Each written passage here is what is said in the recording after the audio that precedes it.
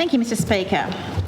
Mr Speaker, a steady stream of constituents come to me desperate for relief from crisis. The housing crisis, the health crisis, the cost of living crisis. Many are in poor health, both mentally and physically, unfortunately. People for whom the system works against, not for. People who are confused and intimidated by modern society, internet forms, impenetrable bureaucracy, hoops jumped through, just the daily grind to survive in a society where they feel invisible and abandoned. I don't use the word crisis lightly, Mr Speaker. There are thousands of Tasmanians right now in crisis, and I can't see in this budget where helping these people is given the consideration it needs. In the Treasurer's speech, he states that we must consider every expense, live within our means and avoid adding to the inflation burden felt by Tasmanian households. This sentiment is hard to reconcile when his Premier, effectively at the AFL's command, signs a blank cheque which will potentially cripple the state's economy for years to come. Mr Speaker, the Macquarie Point AFL Stadium has cast a shadow over this budget. I'll return to that later in my contribution, but first let me put this budget into some context. You don't have to look far past the glossy brochures and the glib government rhetoric to see this budget does very little for the homeless, vulnerable and socially isolated Tasmanians. Those who live week to week and often don't know if there's a bed for them or a meal at the end of the day. Mr Speaker, this budget gives token gestures to the most vulnerable sections of our community and is little comfort to those who need the help the most. There's nothing to get excited about if you're trapped in the private rental market, on the housing or hospital waiting list, trying to find a GP or dentist, or need additional support for your children at school. The challenge of properly funding community services over the long term remains. Community service organisations play a crucial role in keeping us safe, supporting people through hardship and ultimately helping communities thrive. I accept that budgets are all about priorities. There is no magic pudding, so the government should put its money, our money, Tasmanians' money, where it can do the most good for the most people. I don't see this budget doing that. And to rub salt into the community's wounds, there are a number of budget allocations that are simply recycled commitments from the 2022 budget and budgets before that. I don't know how many times we've had the Cosgrove High School allocated in the budget. As I've highlighted, this budget is of little help to the real Tasmanians I see in my electorate office who struggle each and every day just to survive. These people are being left behind because this government has skewed priorities. They deserve better, Mr Speaker. People such as a young mum escaping domestic violence who is sleeping on a couch with her children because all of the Hobart's women's shelters are full. The elderly man who was left on a stretcher for 60 hours in the Royal Hobart Hospital Emergency Department with a shattered shoulder because a bed was just not available. The little boy with ADHD who desperately wants to learn, fit in and be the best he can at school. He's an absolute little sweetheart. But there's a 4 to 5 year wait for a paediatrician at the Royal Hobart Hospital, and private practices aren't accepting new patients. The disability pensioner who's going without essential medication and treatment because she can't find a GP who will bulk bill. NGOs such as Red Cross and Vincent de Paul, the Salvation Army, City Mission, Loaves and Fishes and many others are stretched beyond their limits. They have more and more people seeking help who are currently crumbling under cost of living pressures. These organisations tell me that their emergency reserves, food reserves, are exhausted. Blankets and clothing stock are running low, and workers and volunteers are at their wits' end. There's not enough in the budget for these groups.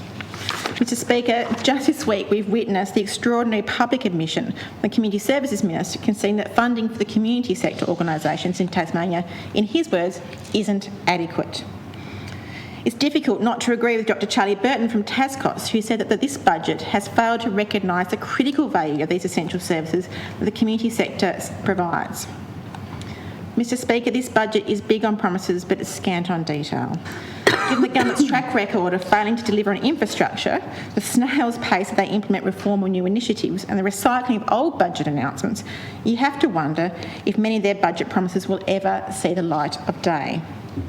Mr Speaker, today I've laid out the context in which this budget sits, one of the meanest, lost opportunity and skewed priorities. But it didn't have to be so. But the government have found itself painted into a financial corner. one that sees it strangled and conflicted over maintaining and improving the lives of everyday Tasmanians.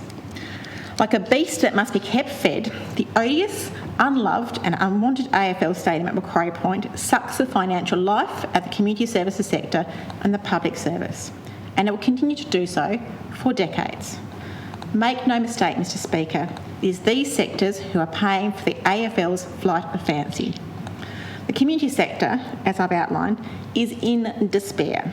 It needs a 9.5% funding boost just to catch up on 20 years of neglect from successive Labor and Liberal governments, of which time annual indexation for the sector has been stuck between 0 to 3%, while inflation has run at over 3.5%. As we've seen, they've been left smelling the oily rag again. Now, Mr Speaker, let's turn to the public service. There's nothing subtle about this budget, deliberately vague but not subtle. This government will spend $230 million over the next 4 years on the Macquarie Point development. And where's that money coming from, Mr Speaker? Well, that's handy. There's a $300 million being gouged from the public sector in the form of a $300 million efficiency dividend, or as I used to refer to them in my time in local government, unexplained savings. How convenient, Mr Speaker. Now, let's not be cute about this. That $300 million carved from government departments isn't going to come from cutting back on paper clips and photocopy. The Treasurer's assertion the savings can be made through back-end efficiencies and technology is just fanciful, put in his budget to soften the blow. He's in fantasy land. He will not admit that frontline services are in the gun. A reduction of that magnitude can only come from cutting jobs. And jobs means nurses, doctors, police, teachers, and that means cuts to service deliveries for ordinary Tasmanians. It's as simple as that, Mr Speaker. The Tasmanian people will be paying for this stadium folly with fewer services that they need to stay healthy, safe and educated. Not just this year or the next, but for years in the form of a blowout in the state's debt, which is forecast to rise from $3.5 billion next year to almost $5.6 billion in 2026-27. We will need to find $883 million over the next 4 years just to pay the interest on debt. And as I said, Mr Speaker, not particularly subtle. I despair, Mr Speaker. If this level of borrowing and debt was on infrastructure for the community good, then I might have been more supportive. But it's a football stadium. We already have 2 AFL stadiums in the state, and I can tell you we don't need another. My constituents are telling me loud and clear they don't want it either. The Treasurer and his Premier seem to have a tin ear. They're tone deaf to community anger, white-hot anger, over this proposal. Mr Speaker, you would have seen the ABC Utopia sketch doing the rounds on social media, which parodies Tasmania getting a stadium it doesn't need. Life finally has come to imitate art, Mr Speaker. It would be hilarious if it wasn't $1 billion of our money being thrown against the wall. I'm a bit hesitant because I understand that Utopia's new episodes are coming out next week. I hope the government's not watching because I hate to think what they're going to be inspired by next. But it really does fill me with fear. Mr Speaker, we have a rapid transit service that would truncate 3 kilometres from Macquarie Point. $600,000 a year paying wages for Macquarie Point management that now has nothing to do.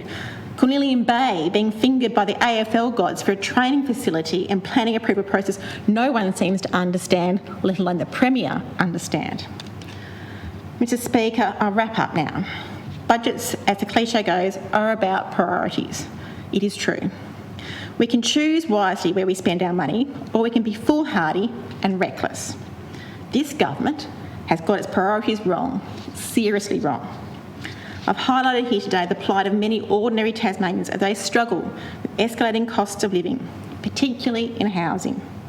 As a result of this budget, these Tasmanians will have to face a community services sector that cannot meet demand, and a public sector short on employees to deliver essential services such as health and education. The financial equation is simple. They are being squeezed, have hundreds of millions of dollars to pay for this wretched football stadium. That will be the legacy of this budget, will be the legacy of this Treasurer, the legacy of this Premier and the legacy of this government. And shame on them, Mr Speaker. Thank you. Mr Speaker.